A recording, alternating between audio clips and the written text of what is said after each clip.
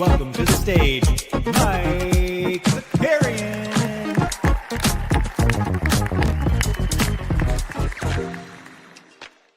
Good morning. What's going on, everybody? Welcome to the NBA Bit. We're back. If it is your first time hanging out with us, do me a favor. Like the video and subscribe to the channel. If you're watching on X.com, come on over to YouTube. If you're listening in podcast form, thanks for being there. Leave a 5-star rating and review, huh? Let's get us famous. Why don't we? We got a sad one, a good one, a fun one today. We've got last night. We had 2 spicy games last night. Brunson did his thing. We're going to talk about Tatum. We got the draft. We got Nico Harrison, actually a genius. We got a lot of fun stuff to do. We can talk about rigging. We can talk about Dream Shaker. It's going to be a fun one.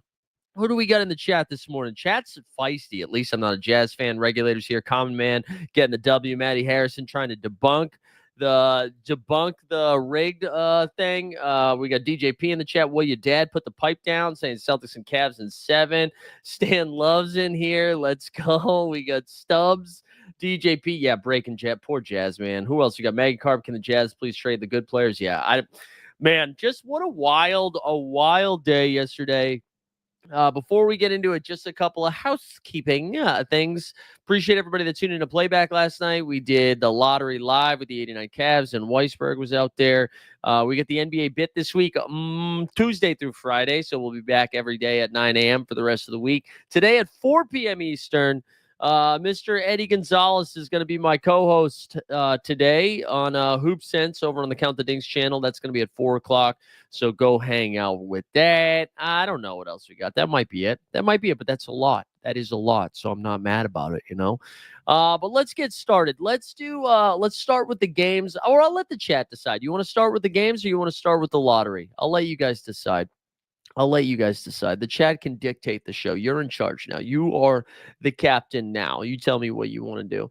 Regulator said prediction Bucks will trade Dame in a first to the Jazz for Collins. Wow. All right. It seems like people want to start with the lottery. All right. So let's do it. So one of the funniest things ever, man. I don't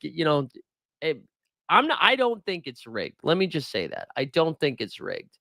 But it's not helping. You know what I mean? It's not like they're not helping their cause here by that. It was just nuts to see all of those teams fall out of favor, right? Whether it was the Jazz, the Charlotte Hornets, of like those terrible teams were the only ones to sneak into the top 4. Wizards fall out. Raptors drop 1, right? You got Dallas, who had, a 1.3 or 1.8 chance jumping from all the way back at the bottom to the top there with the number 1. You get the Spurs, who also, now the Spurs have the freaking number 2 pick and the number 14 pick. You get the Sixers, who jumped up to the 3rd pick. I mean, it was just out of control. And listen, a lot of people are going to be like, I don't think anybody's actually saying Nico did a good job, right? With that, like, I don't think he can get credit for getting the number 1 pick. There was a little bit of confusion. We were talking about it last night during the playback stream, but they were like, oh, well, this is part of the Laker trade, right? They got the Laker pick. No. This pick was nothing like going win now and then getting the number 1 overall pick, right? So this was, I'm trying to think of a good comp here.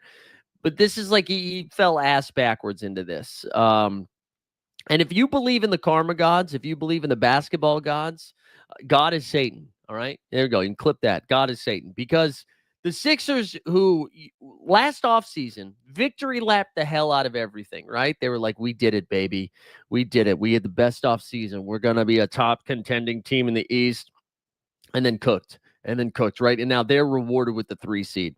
Spurs, I mean, whatever. The Spurs or whatever. And then the Mavericks, get rewarded with one of the dumbest trades of all times.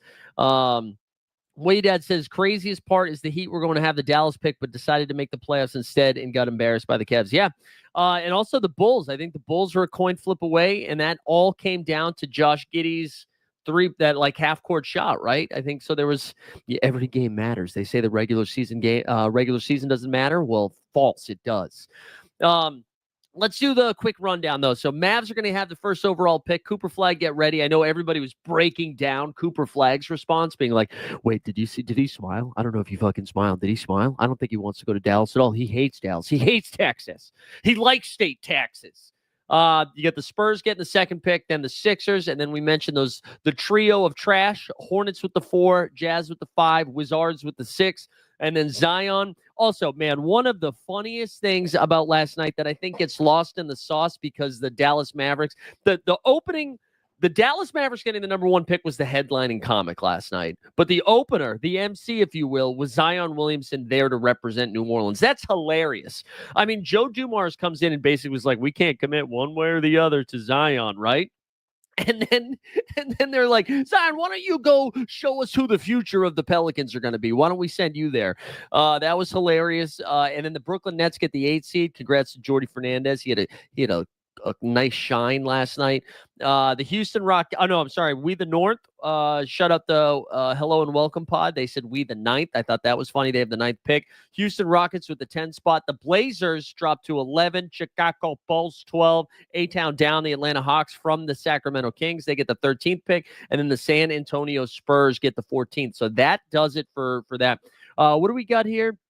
Maggie says, do you think Flagg plays good enough defense for Nico to take him? That's, man, I was hoping Cooper Flagg, like, of course he's not going to do this, but there was part of me that was like, I want him to say something in that, in his first interview, being like, well, I need to lock down on defense to make sure I'm not on another team by February, right? There like a couple of big takeaways from this, and we'll look at a mock draft that Jonathan Giovanni that posted on ESPN to kind of get a feel for where some of these teams are going. But man, my biggest takeaway is the Eastern Conference stays trash. Like all of those bad teams on the East, and we'll talk about what the Celtics are going to look like next season as well. But all those bad teams on the East just stay bad, and I don't really know where I land with Cooper Flagg right now. I mean, obviously, like really good talent. I think he's going to fit in well. I actually think him going to a good team is actually better than him going to a bad team. There's your hot take for the day. But like I think like he can fit in right away. I don't know if he all of a sudden changes a franchise. I don't know. Maybe I'm wrong on that though. Maybe I'm wrong. But like it would have been fun if he went to Washington with all of the young talent they have there. Charlotte would have been fun. Utah, I just can never root for Utah. However, sending a really good white player to Utah is always funny. But again, it's going to be Dallas. And now Dallas is in this weird spot here where of course they're going to take Cooper Flagg. But their starting 5 is going to be like Dinwiddie. Is Dinwiddie starting at the 1 there for them? Because Kyrie Irving's not coming back till January the earliest, by the way. A lot of people are saying January. I would say January the earliest. And then it's Klay Thompson, Anthony Davis, and then it's like Cooper Flagg and Lively or something. Like I don't really know what's going to happen here with this roster. And I don't even think this makes Dallas super good right away without a guard. And again, like you're relying on a lot of health of guys that aren't healthy, where are we really saying like Anthony Davis is just going to be good to go? I mean, maybe he is. I hope he is. That would be fun. But I just don't know. I don't know. I don't really trust a lot of the Dallas stuff right now, but I mean, kudos to them. I kind of felt for their fan base, right? To just get boned in the way that they did there at the trade deadline in the stealth of the night. Sends Luka to the Lakers, right? And just to be just gutted, they ran so poorly injury-wise. So it's weird to feel like very happy for their fans and then just also terrible because the organization, come on, bro. The Mavs should try to sign Grimes during the offseason. That's hilarious. I mean, I also saw like there's the rumors that Gafford wants starter money, right? Nick, he wants center starter money. And so then they're like, whoa, the Lakers going to go get Gafford? So yeah, I don't know what their roster is actually going to look like, but it is funny. I tweeted this out. It reminds me, it's like a drunker version of the Golden State Warriors 2 timelines. Remember when the Warriors like added Moody, Kuminga, and James Wiseman all within like a 2-year run or whatever it was? And we're like, hey, 2 timelines. They're going to be good now and they're going to be good later. Jordan Poole. This feels like a drunker version of that where you have Klay and his 1 ACL remaining. You have Anthony Davis in his bad back. You have Kyrie Irving with it out his Achilles or knee, or whatever injury that was. And then you got Lively, a young Lively, and a young Cooper Flagg. But let's go over to ESPN. We can check the mock draft out here. and see this, see what we got here. So they've got obviously Flagg going to Dallas. Giavoni's got Dylan Harper, Mr. Harper, going to San Antonio Spurs. I almost did the Rutgers. Sixers, they got getting Ace Bailey, Arius Ace Bailey, another the Rutgers wrapping up the 2-3, huh? 4 seed, you got VJ going to the Charlotte Hornets. The Jazz, they got taken Jeremy Fears. Man, the Jazz down so freaking bad. Wizards, Trey Johnson, the shooting guard out of Texas. They got Common Maluk from Duke. Wow. So they're just going to have a bunch of young centers if that's what they're doing, right? Because what Eve's missing in this guy, huh? Then you have Knuppel, Con Knuppel from Duke, who I actually kind of like his game going to Brooklyn. We're going to see him at Union Pool every Saturday night. The Raptors getting Colin Murray Boyles. You got the Houston Rockets there with Casper Jaconius. God, I'm just butchering this. Derek Queen going to the Blazers.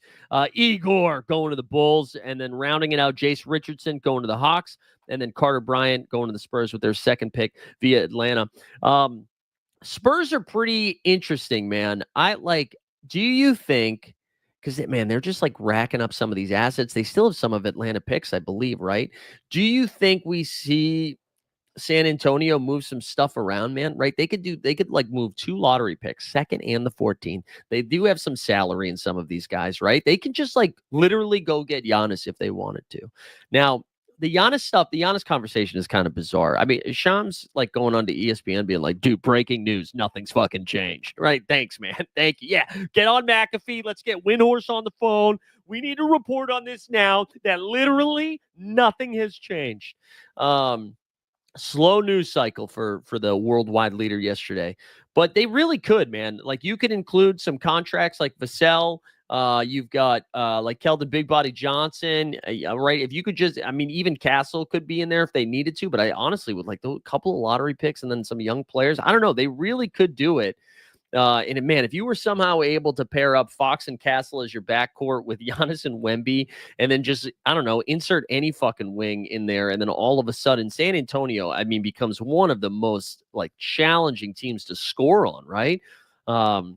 I don't think they do it. It feels very unspursy to open the bag like that and just kind of rip the Band-Aid off and make a move. It was looking for a second like they were going to get the number 1 pick, which just would have been bonkers, right? But I don't really know. I don't know if they go do it. I don't know if they go do it. But the San Antonio Spurs and the Houston Rockets are probably the 2 most interesting teams to pay attention to as we head into the offseason, because I think those offseason moves are going to come via trade. I was looking at a lot of the free agents heading into 2025, and like most of them are either player options or team options, right? It's guys like LeBron and James Harden. Kyrie Irving as a player option. Breaking news, he's going to pick that up. Like Josh Giddey, who could go somewhere. Randall actually might have played himself off of the player option the way that Julius Randle's been playing lately. Play the drop. So I think like the most fascinating stuff could come via trade. Yeah, Maggie Harp said, yeah, it would be terrible to make themselves championship contenders for the next 5 years. Yeah, I mean, like, listen, Giannis would have to want to go there, right? I don't think. I don't know. I don't know. I don't know. It just feels unspursy to do it. But again, like the chat is pointing out, Regulator said CP3, Fox, Castle, and now Harper. Someone's got to go. Yeah, well, I will be curious. I'm sure they're going to be listening to offers. And Houston's another one, right? Like another lottery pick. I mean, obviously a little bit further down the line in the draft, but I feel like they could also get pretty aggressive with their picks. Houston's so nuts that they had the 2nd overall pick last year and Reed Shepherd and didn't touch the floor at all. And they still were a pretty competitive team this year. So I like Houston will be a team to watch as well. But God, it was just what a wild turn of events yesterday to just see. Like, it makes me wonder too, how broken is this system? Do we have to re-examine this like lottery system? Is this just a freak thing, right? Where it just happened to be the teams with the best chances, the best odds, just got unlucky. But it's not like it stopped tanking, right? We saw the Raptors, who have the 9th pick. They started playing all of their guys like 25 minutes a game. The Nets, who have the 8th pick, they shut their team down for a while, right? They were just like, D'Angelo Russell, why don't you cook for a little bit, brother? You had the Utah Jazz, who I don't think anybody played consecutive games on that team the entire season. They've got the 5th pick. The Wizards, their average starting guy was like age 17 or something like that. Relax, Giddy. So I like, what do they? What do you do with this?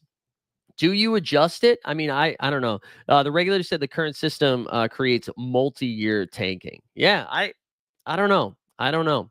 I don't know what they do, but and I honestly, no matter how they change it, I'm sure we're having a similar conversation every season because there's just too many regular season games, right? And when we get to March, the basketball is almost always bad because everyone's jockeying whether it's for playoff position or resting their guys so they're ready for the playoffs or for jockeying position. So I don't know. I don't know what they do. I don't know what they do with this, but it does feel a little weird. And I'm sure the NBA is not even mad about it, right? Because if you're thinking it from a business sense, I promise you, they give zero fucks that Charlotte didn't get a number one guy or that Cooper Flagg's not going to Utah. Like because I don't know outside of Utah and outside of NBA sickos, like how many people would be even excited about that. And even the Wizards, like I'm sure Adam Silver popped a couple of blue chews and then was like, holy shit, man. Dallas, who like helped save some NBA ratings in the middle of the season. Now we get a whole offseason discourse about how they got Cooper Flagg. The San Antonio Spurs, right, with the new face of the league and Victor Wembanyama. Now all of a sudden they get another bullet in the chamber to try to make something work. And then the Sixers, who obviously like major market, you have Daryl Morey there. Also, we got to send better people in the tables.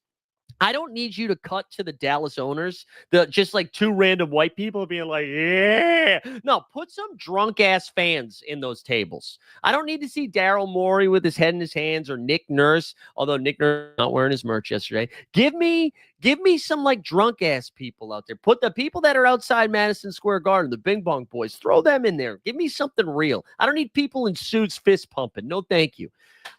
Regulator said tanking is the only way Utah getting a game changer. Yeah. And it's so shocking. Chicago magically looked good in March and April versus all the tanking teams. Yeah. How could we have not seen that coming? I don't know, man. I don't really know what to do with it. I will say from a content and from an entertaining perspective, that was fun as hell. I had a great time. Watching that. It was fun seeing all of the funny jokes afterwards. Good times all around. We'll have plenty of time to talk about the draft and the lottery. I'm sure we'll start getting some trade rumors. Hopefully we have some Spurs insiders starting to drop some knowledge so we can get a feel for it. Because it does feel like if Giannis is really going to move, because this is the other thing. I'm having a tough time with like Giannis saying I'd go to these like major markets where they don't have the assets to trade for him and still be a competitive team, right? Like if he goes to Chicago, he's in the same situation he's in Milwaukee. Same thing with Miami. Sorry, Stan Loves, but Miami's got like if they're going to actually acquire Giannis, they're going to have nobody. Like you're still a 6 seed or a 5 seed, right?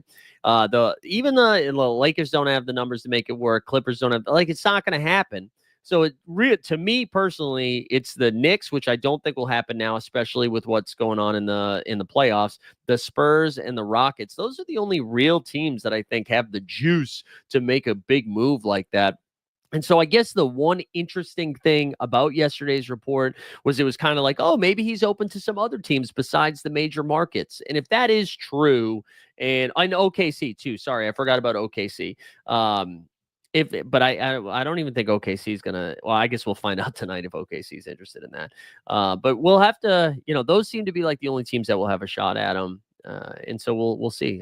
I'll be curious what like the asking price is versus the realistic price, because if Milwaukee is moving off them, like yes, of course he'd be in high demand, but I just like leverage is such an interesting thing where like OKC could just be like, listen, man, I don't know if Houston's actually going to pull the trigger. I don't know if San Antonio's actually going to pull the trigger. This is your only bet. I don't know.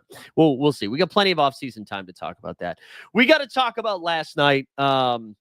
Just crazy stuff. I had an old man hoops game last night, so I watched the first half of the Celtics Knicks game, and then a halftime of my game. There was about 7 minutes left in the fourth quarter, I think, something like that. And it was a 1-point game. And then as I got subbed out of the game, I saw Tatum most likely tear his Achilles. So I don't think we have the official report. He's supposed to be going through an MRI this morning. The only thing I'm holding on to, and I promise I'm going to give the Knicks some love, but the only thing I'm holding on hope to right now is that he seemed like he was in a ton of pain. And typically when those Achilles tears, it's not like it's usually not like that. It's despair. You feel like a sharp bang, and then it's kind of like, oh my god, I can't believe it. So he looked like he was in a ton of pain. So there, I hate that I'm rooting. Like maybe it's a grade 45, a grade 45 ankle sprain or something like that. I'm assuming it is an Achilles. They seem to fear it's an Achilles. But again, that is my quarter glass half full that maybe it's not an Achilles and maybe he just misses 6 months. But man, just brutal stuff, especially for Tatum to just have such an incredible game. I mean, he and Derek White were really the only two Celtics that had some juice left in them in that game. But let's excuse me. Actually, let's take a little mental health break because I need one, and so I can cough, drink some water, cry a little bit, and then we'll dive into the box score. Let's do it.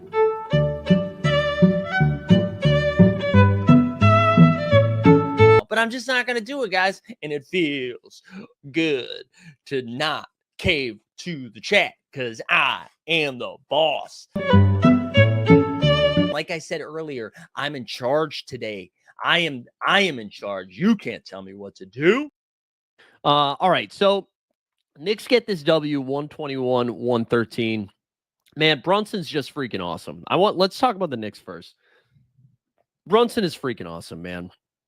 He's just like, there's something so special about him late in games. And this Knicks team, who, again, I thought looked like dog shit in the first round. I really did. And man, I don't even know if I'm walking away from the first round being like, maybe the Pistons were way better than we thought. I don't necessarily think that's true.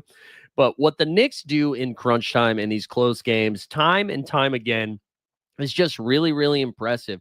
Mikal Bridges is finally arriving. You know, he's been good. He hit some really big shots for them down the stretch. He finishes the game with 23 and 7. All like 4 of the 5 starters surpassed 20 points last night. OG finally knocked down some shots. He had 4 triples. He had 20. Karl Anthony Towns, man, didn't hit a 3, but like just big bodied him down low a little bit, 23 and 11. And then Josh Hart didn't get to 20, but Brunson almost got to 40. So that's why. DJ P is asking, why isn't Porzingis starting? I don't know if you haven't watched the Porzingis minutes or you haven't been tuning in. I'll get there, but Porzingis should not be starting, and he should not be playing 24 minutes a game with what he's at right now. But let's stay on the Knicks here for a second because Mitchell Robinson came in. He had 5 offensive rebounds in the first half. He was just a menace. And that was like the story of this game, right? So they had similar stats. The Celtics shot 38% from 3. They knocked down 18. Knicks shot 35% from 3. They knocked down 15. They had the same amount of turnovers. They had 12 turnovers, but it came down to the big boy boards, right? The Celtics only had 31 rebounds in this game, 7 of them offensive. The Knicks, on the other hand, had 43 offensive or defensive rebounds, and 43 total rebounds with 13 of them offensive. But look at this, man. The Knicks took 92 field goal attempts to the Celtics 79. They got 13 more field goal attempts, and that's too many. That's too many. And I think my biggest concern going into this game was if Porzingis can't go out there and play the way that he can, and then you're asking Al Horford, who's only a couple years away from qualifying of playing in my 40 and over league, you're asking him to do a lot with only one day rest in between game 3 and game 4. And like, clearly you saw what he did in game 3. He was a menace out there, was defending his ass off, being able to bring a little bit to the table offensively. And he just didn't have it last night. Drew Holiday did not have it last night. And yeah, Maggie Carp saying, I can't believe I'm saying this, but Boston can't solve Mitch Rob. I mean, Mitch Rob was, like, again, anybody who's big, they can't get out there and defend. And Tatum was their biggest and best rebounder this entire postseason. You take him away from it. I know some people were out there being like, listen, they might still lose this series, but game 5, dude, fucking Boston does not fuck around at home, kid, okay? They're going to do it for Tatum. They're going to do it for the city of Boston. Don't you worry about it, okay? They're going to be out there, and they're going to be bored in. And they just... That's not the case. They're cooked. They're cooked. They have nobody to rebound. Weisberg saying genuinely shocked they didn't do Hack and Mitch last night. Well, they couldn't do it in the first half because when he came into the game, the Celtics were playing really good defense, but they weren't fouling. So in the first quarter, they had like 0 team fouls, I think, when Mitch came in there. So what are you going to do? You're going to like fire off 4 or 5 fouls there in a couple of minutes and just like they're just not going to be able to do it. The second half, I wasn't paying attention to his rotation as much, so maybe they missed opportunities to do it in the second half. But on the Celtics side of things, man, Porzingis is just not right. And I honestly am nervous for him. I hope he's okay. This feels like I think it's just weird that is like a lingering thing. A lingering thing that they just can't solve. And I know there was a report that they were like, oh, we know what it is, but then they wouldn't tell us what it is, which, like, whatever, HIPAA violations, you don't have to tell us if you don't want to. But it just seems a little bizarre. He clearly is just not himself. He doesn't have the juice. He doesn't have the, like, he looks tired out there. There's no like finishing. He has no threat of an outside shot. And the Celtics are just like, what are we going to do? Play Al Horford 40 minutes? I honestly would have liked to have seen some more Luke Cornett minutes. He only played 8, but that's where we are right now. They were like, man, I wish we had more Luke Cornett minutes. And so that's cooked. The Celtics are cooked.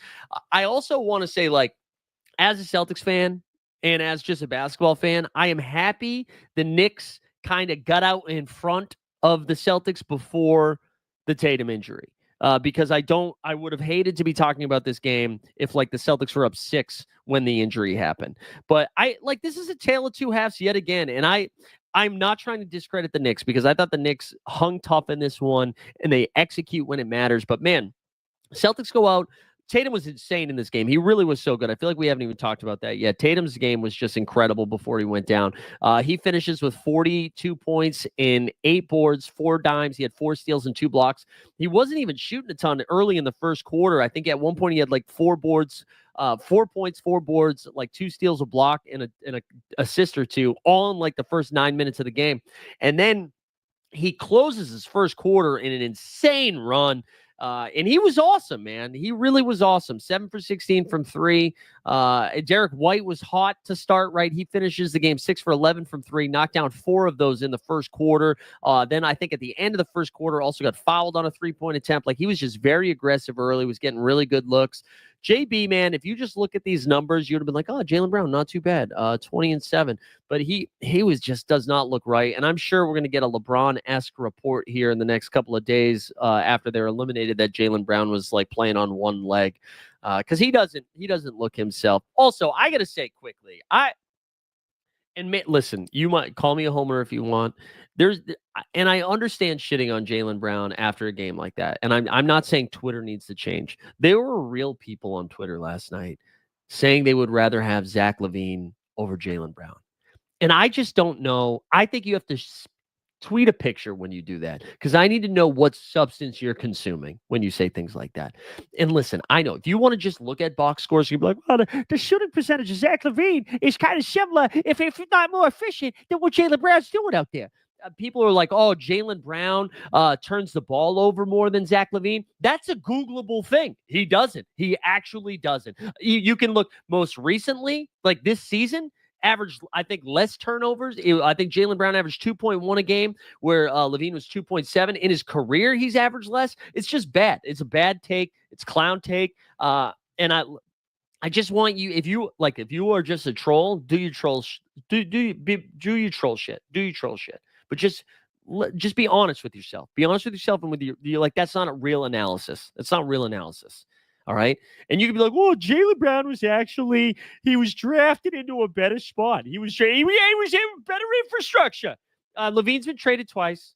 What do you want? Anyways, let's go back to it. Sorry, I just had to yell about that for a second because I thought that was dumb.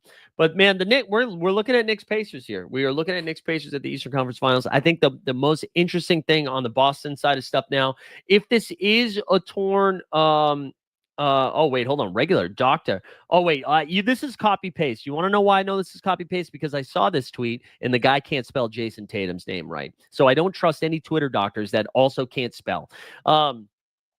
The thing that's just brutal here with Tatum and the Celtics, if it is a torn Achilles or a serious injury that's going to keep him out a huge amount of time, this owner of the Celtics, Billy Chiz, that's what I'm calling him, and I chizzed in my pants.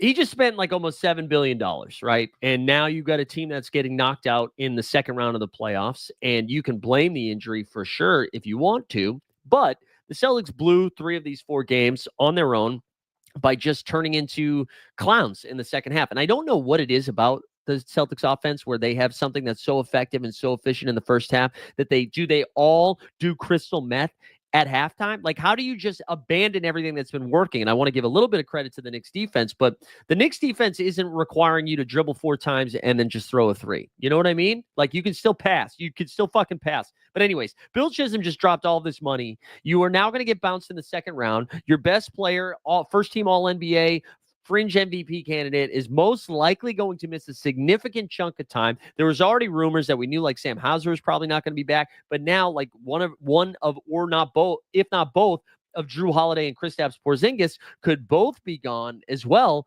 Like, what does that look like?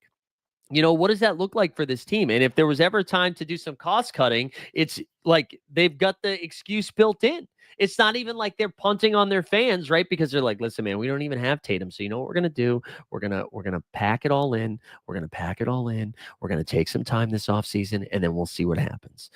They did just give Drew money, but you're telling me Jaylen Brown and Drew Holiday for Cooper Flagg? Who says no? Both of those guys play defense. Nico loves defense. But I do think Snoop Loop, come on, brother. Come on, brother. Drew Holiday, though, because he was saying, didn't they just give Drew money? They did, but like, I think any sort of contending team would still make moves for Drew. I think like Drew can still be that defending ball hawk, even though he's coming off a pretty rough game. So I don't know, man. I don't know what they're going to do. I don't know what they're going to do. I don't. But if there was, from a business standpoint, wouldn't be surprised. Wouldn't be surprised if we see them get a little bit more aggressive with the cost cutting stuff. But yeah, man, just a brutal end for the Celtics. I will have plenty of time to talk about that in the offseason.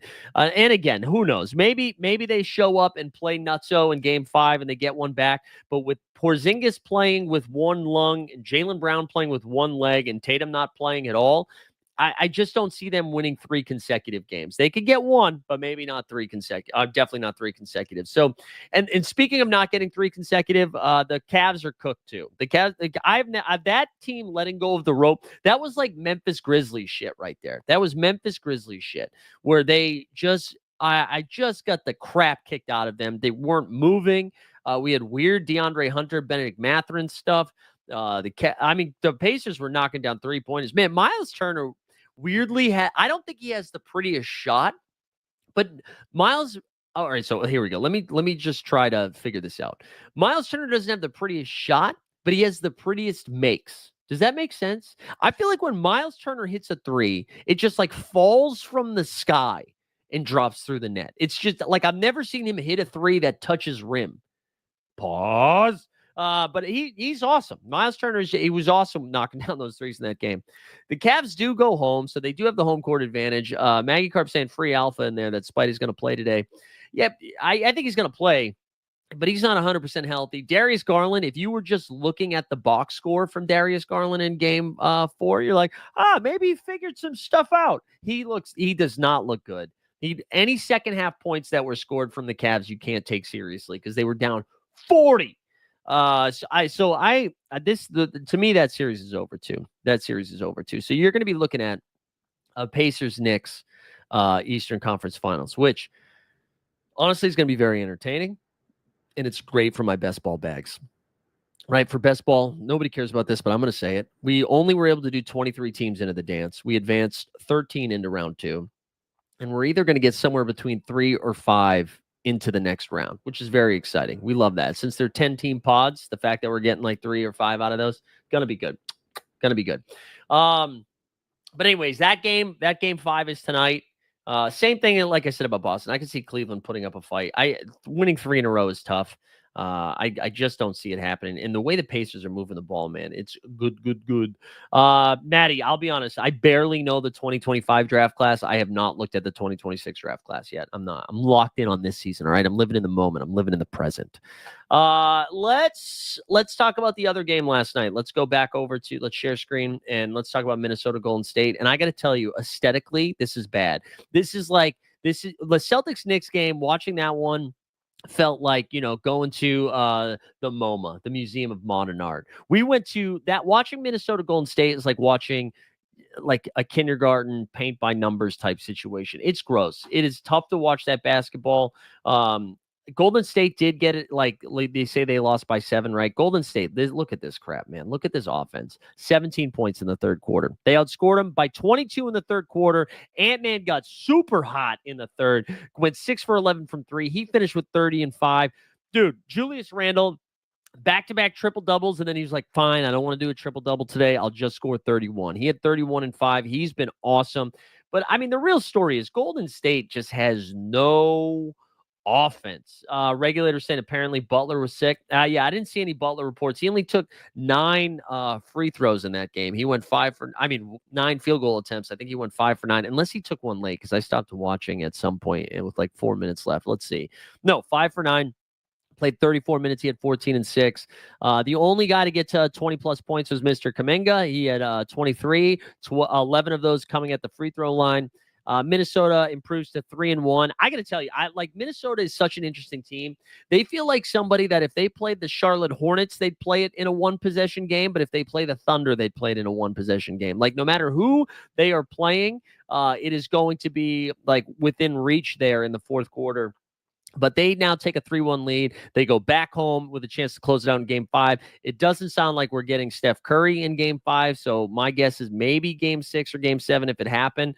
I could see them trying to ramp them up if they were able to steal Game 5 at home in Minnesota. I mean, Golden State has already beaten Minnesota without Steph in Minnesota, so it's not off the table. But this Golden State team can't win 3 games in a row.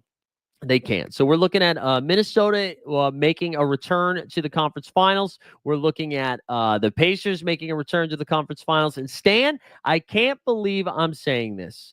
I cannot believe I am saying this. I agree with Stan.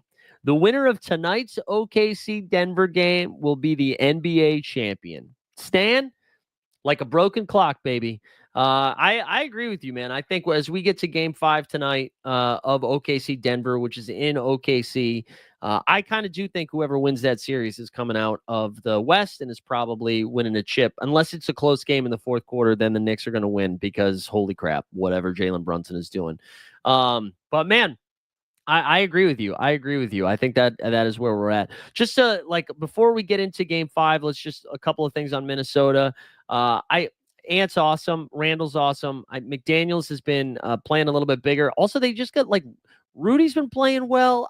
My favorite thing about Minnesota is they just know exactly what they're supposed to do. They have 8 guys. Everybody knows what their role is. If Conley doesn't have it, we'll play a little bit more and we can get a little bit more defensive. Maybe Dante plays a little bit more. If they're pulling Rudy out, we'll go to Nas. If we need shooting, we'll go to Nas. Everybody knows their role on this team. They can defend when they need to. They can get big when they need to. They can shoot when they need. Well, not always shoot when they need to, but I just really like that everybody knows what they're supposed to do. Also, Mike Conley, sneaky, been playing a little bit better here the second half of this series. So shout out to the T-Wolves, baby. Shout them out. But yeah, we've got Game 5 tonight between OKC and Denver, and we got Game 5 between OKC and Denver, and then Game 5 between Cleveland and who is it? Cleveland and the Pacers. Sorry, my brain fart. Yeah, I don't know what to make of the OKC Denver series. I've been having a tough time figuring out each game. I really don't. I don't know. I mean, every time I think OKC's definitely going to win the game, they lose the game. I thought OKC was going to win Game 1. Then after beating them, then they lost. Then after beating the pants off of Denver, I was like, I actually think OKC is going to win a close game in Denver. And then they did the opposite. They lost a close game in Denver in overtime.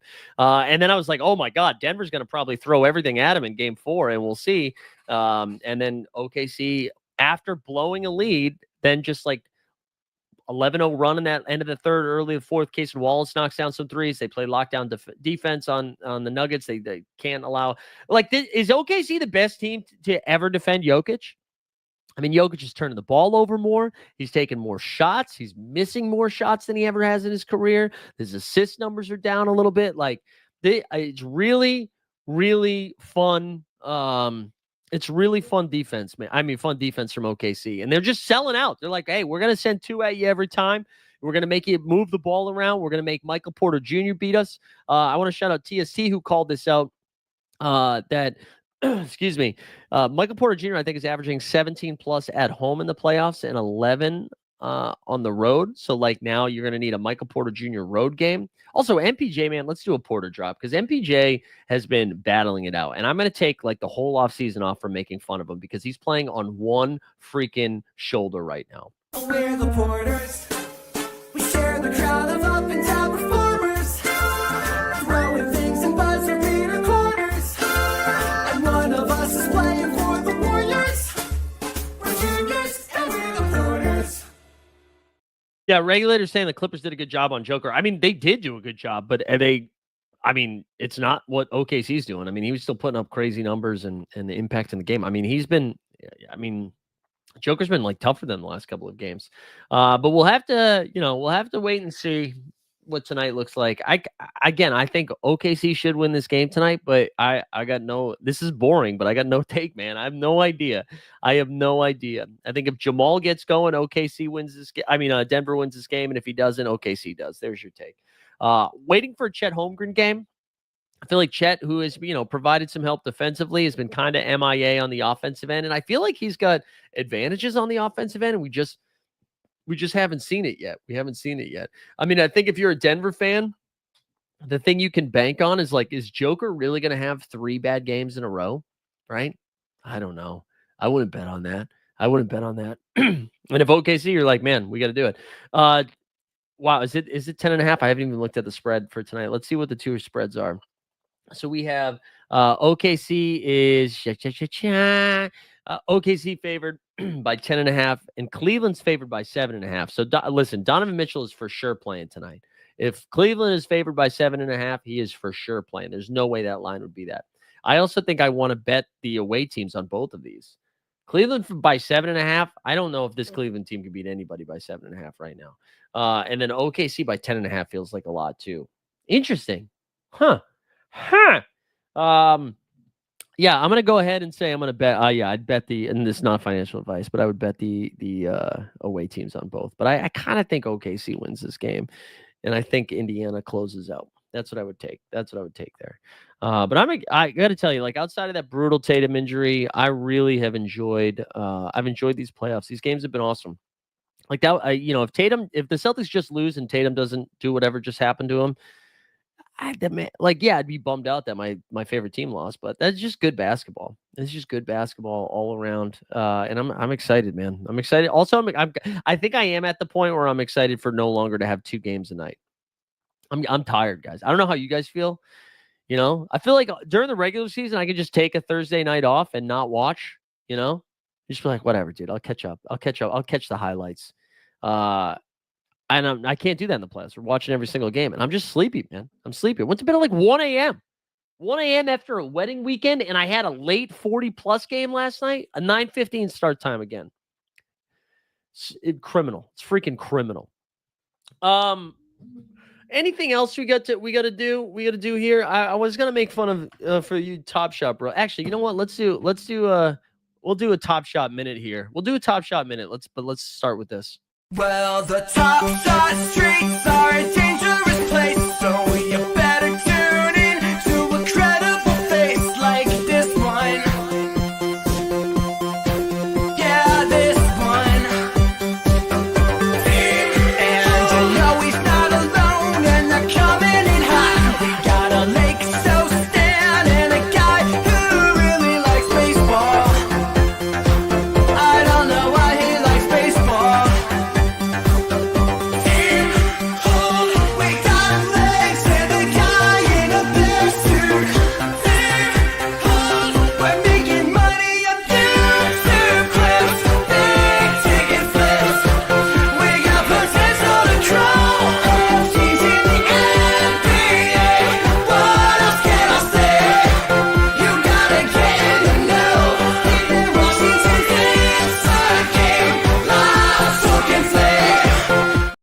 This is too long. I forgot that's a 90-second intro. We haven't played that in so long. I totally forgot that was a 90-second intro. I'm not going to talk about this for a while, but like this is just like an insane stray last night. An insane stray for no reason at all. I don't even know what happened here. I guess Jeb tweeted out a joke that everybody tweeted out. And look at this site. And then he just I don't know. I don't even know what the initial tweet was. because this guy, I can't see it. And then he goes, all the same grifters come from the same place. Count the dings. I like a lot of you, but you got to keep a hand check on Mike Zakarian. Actually, Jeb Bush in the same company who would keep me from supporting your platform. First of all, this is what I got to say about this shit. Can you imagine thinking that you have pull like that? Brother, you are an insane person. You do not have that pull. I don't even know why I was brought into it. I think my favorite thing about this guy is that he's multiple times has had just full-on breakdowns on Twitter.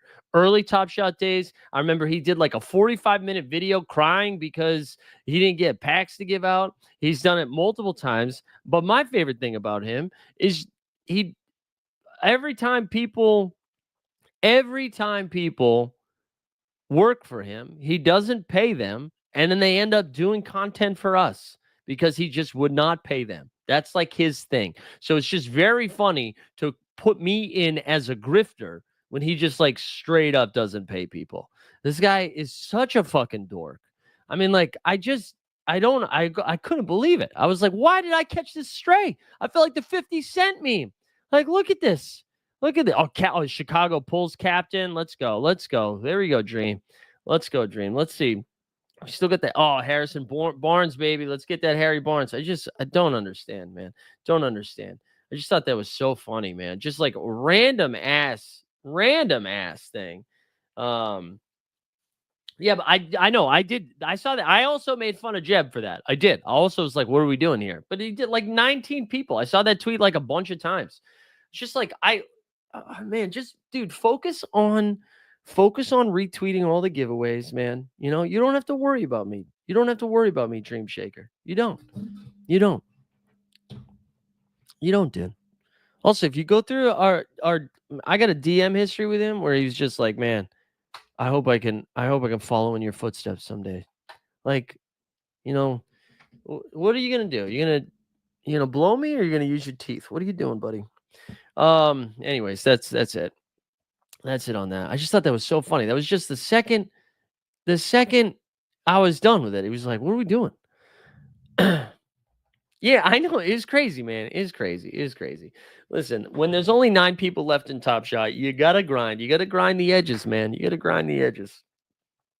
Which is probably the only grinding he's ever done. Anything else we got to get to tonight, man? Maybe he meant that he wishes his identity would get stolen. There you go, baby. When is the rare card giveaway? Yeah, we need a rare card giveaway. Just real quick on some SORARE stuff, doing some sort of creator thing, creator contest on the MLB side of stuff against like Hunter, Nifty, and I forget the other guy's name, Slim Dog Millionaire. I don't know what his name is. So sorry, no disrespect. I just really don't know. But if I win this weekend, I get a bunch of baseball tickets to give away. So that'll be cool. So if you like MLB and it's not just a specific game, it's just like a game near you. So hopefully we win that this weekend. I got to lock in, though. I've been a baseball casual since we've gotten into the playoffs. But yeah, speaking of count the dings, if I don't get fired because of Dream's tweet, I will be live at 4 with Eddie Gonzalez, talking all things hoops, and I'll get probably some more animated about the draft. We'll have some fun. So that'll be on the Count the Dings channel at 4 p.m. No Trey this week. Trey just had a big move, so he'll be back next week. But yeah, we're doing Count the Dings. We're doing Hoop Sense just about every Monday and Friday. We did a Tuesday this week because we wanted to wait till after the draft. So we'll have a good time. Come hang out for that. Otherwise, I think we call it there. I kind of am rooting for Denver tonight. Here, let's go look at some underdog stuff. I want to just here are my teams that are alive. Freaking Nez. We got to take down Nez because Nez, one of my favorite. Actually, I think I drafted the same team almost twice, but one of my favorite teams, Nez, is beating by a little bit, and it's going to be close. Here we go. Real quick, just in the best ball streets to visit. So again, I mentioned we got 13 that advanced.